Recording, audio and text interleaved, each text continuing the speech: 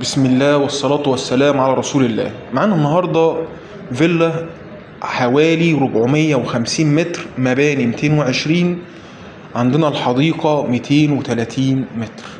طبعا الفيلا عندي مكونة من دورين، طبعا عندي الباركنج كبير ينفع استغل فيه حاجات كتير، زائد ان الباركنج عندي مش مجروح نهائي، لان العمارتين اللي جنب الفيلا بالجوار اليمين والجنب الشمال مش فاتحين عليها فتحات، يعني انا قاعد في قلب الحديقة مفيش حد من الجيران جارحني نهائي.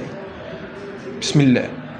طبعا عندي اول دور تحت، والدور ده مستغلين والريسبشن يشيل معايا 5 قطع. تشطيب الفيلا الترا لوكس، مش هصرف فيها اي حاجة. الرقم موجود عندك، اللي عايز اي استعلام عن اي شيء يكلمني مباشر. طبعا بنتفرج من تحت على الريسبشن زي ما قلت لحضراتكم، مساحته تشيل معايا 5 قطع جبسون بورد بروفايل، تشطيب زيرو، تشطيب 2025. طب كده شفنا اول حاجة تحت الريسبشن، تمام. ايه بعد كده موجود معايا؟ عندي تاني طرق توزيع فيها غرفتين نوم ومطبخ عمومي وحمام كبير. طبعا الحتة اللي تحت السلم دي ممكن استغلها اي حاجة كمان.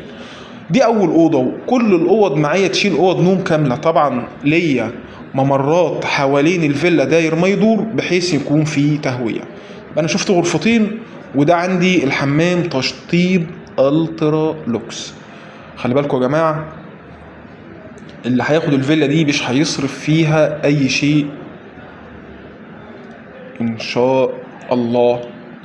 تاني حاجة عندنا المطبخ، والمطبخ كبير شيل معايا كافة الاجهزة الكهربائية، زائد ان انا ممكن اعمل باب كمان خارجي للمطبخ بحيث ان هو تبقى مكان تخزين وفيه مساحة لكده.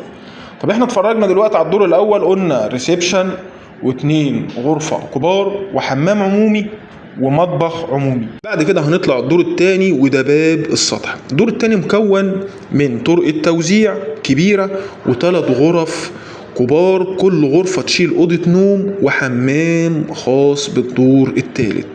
طبعا عندي الفيلا كاملة حواليها ممر داير ما يدور بحيث ان هي ما تكونش مجروحة وتكون هاوية، ما يكونش عندي حاجة فيها على مناور. طبعا الفيو بتاع الأوض ال3 بيبص عندي على الجاردن، الحديقة الخاصة بتاعة الفيلا. منظر رائع، فيو جميل جدا. سعرها زي ما قلنا بسيط جدا. اتصل بيا، الرقم مكتوب عند حضرتك، وانا شاكر ليك ان انت سمعت معايا الفيديو للاخر، والسلام عليكم.